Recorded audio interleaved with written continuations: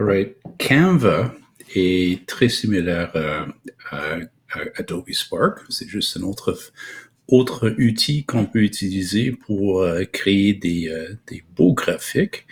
Et donc voilà, on peut signer sur Google ici. On peut donner l'autorisation.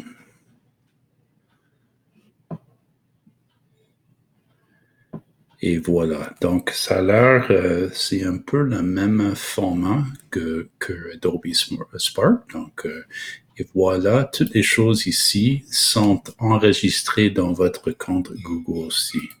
Right? Donc, on va regarder quelques-uns des éléments là-dedans. OK, donc je suis dans Canvas ici. Et Canvas, ou Canva, je veux dire, par le S, et comme j'ai dit, très similaire à l'autre outil qu'on vient de vous montrer, Adobe Spark. Mais ce que j'aime avec Canva aussi est que là, il y a d'autres gabarits que je n'ai pas vus dans Adobe Spark.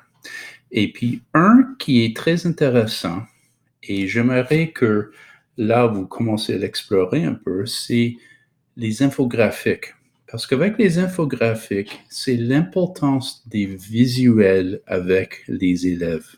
C'est tellement important. Donc, je pense que vous avez déjà vu ces types de choses. Disons que moi, je clique là-dessus. Moi, je peux voir qu'il y a plusieurs gabarits qui sortent ici, qui sortent. Donc, moi, je peux voir, c'est juste des façons visuelles pour mettre de l'information dessus. Ils sont très motivants pour les élèves à créer et sont très motivants pour les enseignants à créer aussi. Et moi, un que moi j'ai trouvé aujourd'hui qui m'a vraiment attiré l'œil, c'est celui-ci. Et c'est gratuit en passant.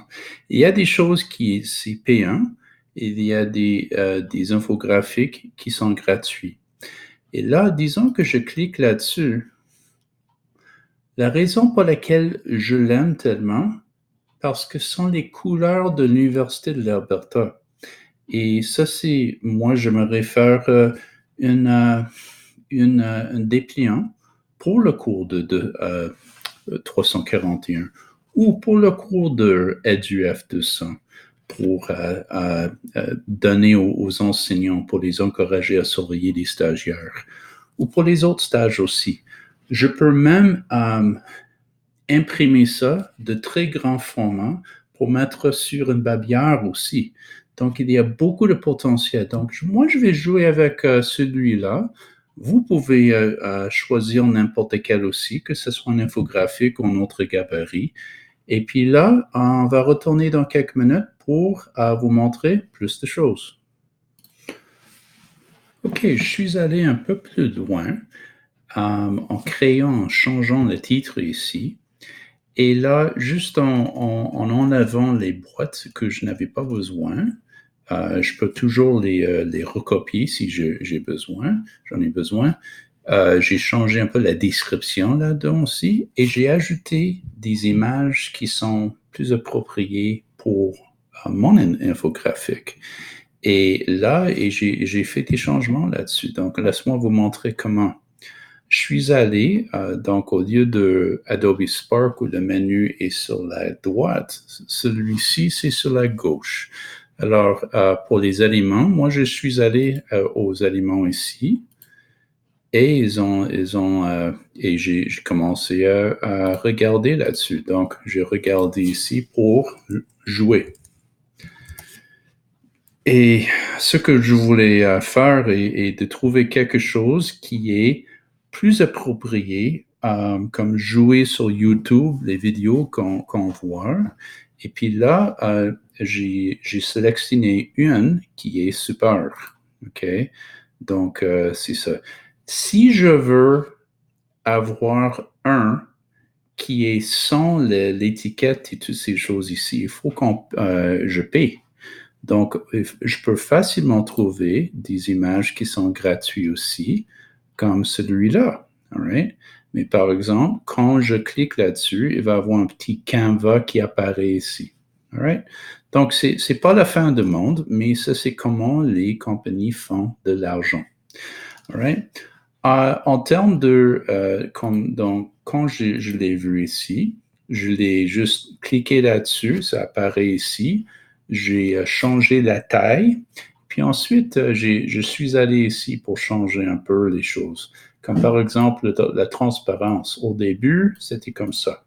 Et je voulais pas que c'est trop rouge ici, donc j'ai commencé à diminuer la transparence. Et j'ai fait un peu ça avec Twitter aussi, pour que c'est pas trop noir. Donc, c'est ça, je peux continuer. Je peux rendre ça interactif aussi en ajoutant les liens là-dessus aussi, si je veux. OK? Mais avec les filigranes ou l'arrière-plan avec le Canva dessus, ça, c'est quelque chose je peux avoir cette image, mais il faut le payer. Donc, moi, je vais continuer à jouer là-dessus ici et on va retourner. Alors, je suis allé un peu plus loin avec ça parce que, honnêtement, la chose de YouTube et la chose de Twitter ici, c'est vraiment pas un avertissement pour eux. C'est vraiment un avertissement pour le cours. Et là, donc, j'ai choisi des, euh, des symboles plus génériques qui n'appartiennent pas à une compagnie. Et voici comment je l'ai fait. Au lieu je suis allé chercher Yellow Twitter, par exemple. Il y avait juste des bleus ici. En tout cas, je suis allé à Yellow Network et il y avait quelques-uns ici. All right? Donc, si je veux juste garder le petit Canva là-dessus, pas de problème. Mais si je veux payer pour ça sans cette petite chose, donc j'ai besoin de payer. J'ai trouvé la même chose ici, Yellow Play. Donc, honnêtement, il y a tellement d'images ici que là, j'ai pu trouver des choses. Right? Je vais continuer.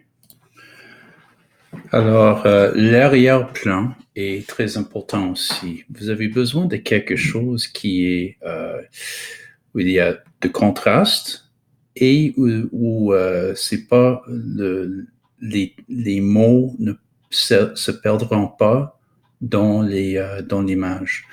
Par exemple, disons que je vois quelque chose comme le sable ici, c'est parfait pour mon bac à sable. Disons que je clique là-dessus.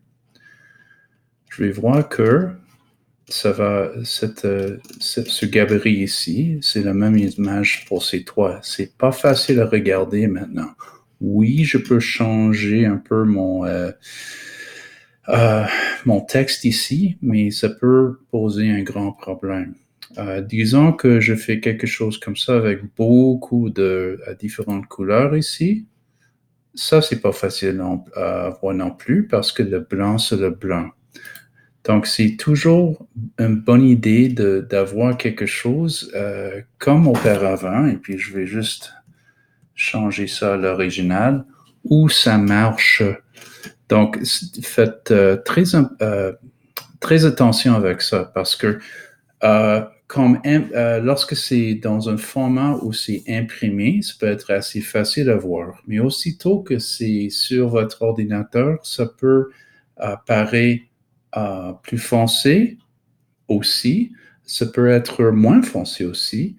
Et comment c'est projeté sur le web ou sur Twitter ou sur un écran, sur un mur, c'est très différent. Donc, il faut jouer un peu avec ça pour savoir comment le faire. Donc, attention à l'arrière-plan ici aussi. All right. J'ai fini de rédiger cette petite infographique ici. Mais là, j'aimerais prendre un dessin ou une image comme un logo de Campus Saint-Jean. Et puis là, je vais prendre ça. J'ai fait une recherche ici, Campus Saint-Jean, en cliquant sur le bouton Outils. Et là, je suis allé voir transparent. Disons, je clique là-dessus. Vous voyez tous les petits carrés à l'extérieur? Ça veut dire que c'est transparent. Disons que je le mets sur un autre niveau d'une différente couleur. Ça va prendre les couleurs de ce niveau aussi. Donc, il faut que je fasse attention. Mais je vais copier ça et je vais mettre ça ma,